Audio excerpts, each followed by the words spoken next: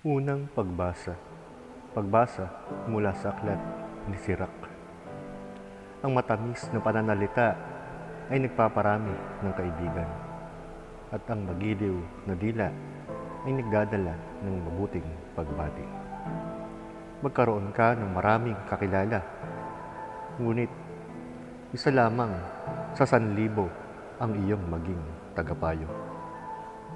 Kapag makikipaglaban ka, subukin mo muna siya at huwag ka agad magtiwala. May kaibigang kasama lamang kapag maginhawa, ngunit sa araw ng kagipitan ay nawawala. May kaibigang nagiging kaaway at ilalahad ang inyong alitan. May kaibigang nakikisalo sa hapag, ngunit sa oras ng kahirapan ay hindi makikita. Sa kasaganahan ay makikisaya sa iyo, ngunit sa kahirapan ay tatalikod. Ngunit may kaibigang tapat na kanlungan. Ang makatagpo nito ay nakatagpo ng kayamanan. Ang tapat na kaibigan ay walang katumbas. Walang halaga ang maihahambing sa kanya. Ang tapat na kaibigan ay pananggalang ng buhay. Ang may takot sa Panginoon ang makasusumpong nito. Sapagkat ang may takot sa Panginoon ay magkakaroon ng mabuting pagkakaibigan. At kung ano siya, gayon din ang kanyang kaibigan. Ang salita ng Diyos. Salamat sa Diyos. Salmong tugunan. Panginoon, turuan mo ako ng iyong mga tuntunin. Purihin ka, O Panginoon. Turuan mo ako ng iyong mga tuntunin. Sa iyong mga batas, ako'y magagalak. Hindi ko lilimutin ang iyong salita. Buksan mo ang aking mga mata upang makita ko ang hiwaga ng iyong kautusan. Ipaunawa mo sa akin ang landas ng iyong mga tuntunin at aking bubulay-bulayin ang iyong mga kababalaghan. Bigyan mo ako ng pangunawa upang masunod ko ang iyong kautusan at sundin ito ng buong puso. Akayin mo ako sa landas ng iyong mga utos, sapagkat ito ang aking kinalulugdan. Panginoon, turuan mo ako ng iyong mga tuntunin. Ebanghelyo. Ang mabuting balita ng Panginoon ayon kay San Marcos. Papuri sa iyo, O Panginoon. Noong panahong iyon, si Jesus ay nagpunta sa lupain ng Judea at sa kabila ng ilog Jordan. Muling nagtipon ang maraming tao sa kanya at ayon sa kanyang nakaugalian ay nagturo siya sa kanila. Lumapit ang ilang Pariseo upang siya'y subukin at kanilang tinanong, pinahihintulutan ba ang lalaki na hiwalayan ang kanyang asawa? Sumagot si Jesus, ano ang iniutos sa inyo ni Moises? Sinabi nila, pinayagan ni Moises ang lalaki na gumawa ng kasulatan ng paghihiwalay at hiwalayan ang kanyang asawa. Ngunit sinabi ni Jesus, dahil sa katigasan ng inyong puso, kaya isinulat ni Moises ang utos na ito.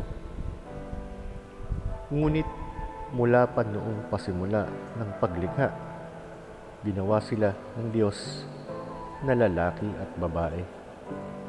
Dahil dito, iiwan ng lalaki ang kanyang ama at ina at makikisama sa kanyang asawa, at ang dalawa ay magiging iisang laman.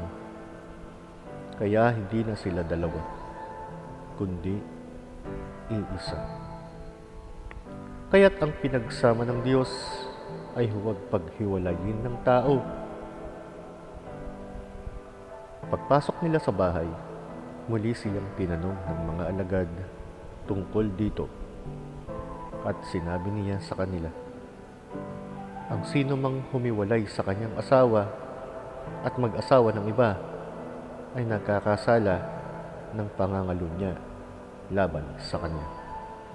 At kung ang babae ay humiwalay sa kanyang asawa at mag-asawa ng iba, siya man ay nagkakasala.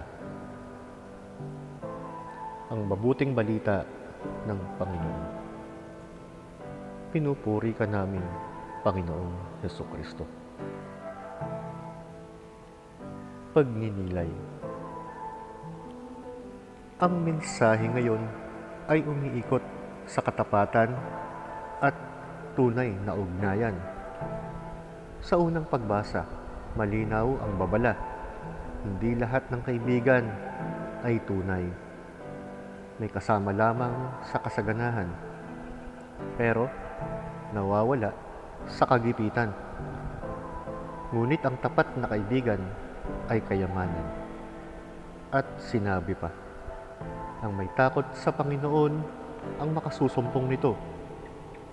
Ibig sabihin, ang tunay na relasyon, maging pagkakaibigan o pag-aasawa, ay nakaugat sa Diyos. Sa Ebanghelyo, tinanong si Jesus tungkol sa paghihiwalay. Ngunit, dinala niya ang usapan sa pinakasimula, sa plano ng Diyos. Ang pag-aasawa ay hindi lamang kontrata. Ito ay tipan, hindi lamang papel. Ito ay pangako sa harap ng Diyos. At bakit nagkakaroon ng pagkasira? Sabi ni Jesus, dahil sa katigasan ng puso. Kapag matigas ang puso, madaling sumuko. Kapag matigas ang puso, inuuna ang pride. Kapag matigas ang puso, nawawala ang pagpapatawad. Ngunit kapag ang puso ay may takot sa Diyos, may paggalang, may sakripisyo, may pagtitiis. Sa panahon ngayon na ang relasyon ay madaling bitawan, ang hamon ng Ebanghelyo ay malinaw. Ang tunay na pag-ibig ay nananatili, hindi dahil madali, kundi dahil pinili mong maging tapat. Panalangin. Ama naming Diyos, salamat po sa biyaya ng tunay na pagkakaibigan at pag-ibig. Turuan ninyo kaming maging tapat, hindi lamang sa salita, kundi sa gawa. Alisin ninyo ang katigasan ng aming puso. Palambutin ninyo ito upang matuto kaming magpatawad, umunawa at magsakripisyo. Pagpalain ninyo ang lahat ng pamilya, ang mag-asawa, ang magkaibigan, at ang bawat ugnayan na nakaugat sa inyo. Naway maging matatag ang aming mga pangako at ang aming buhay ay maging patunay na ang pinagsama ng Diyos ay hindi dapat paghiwalayin ng tao.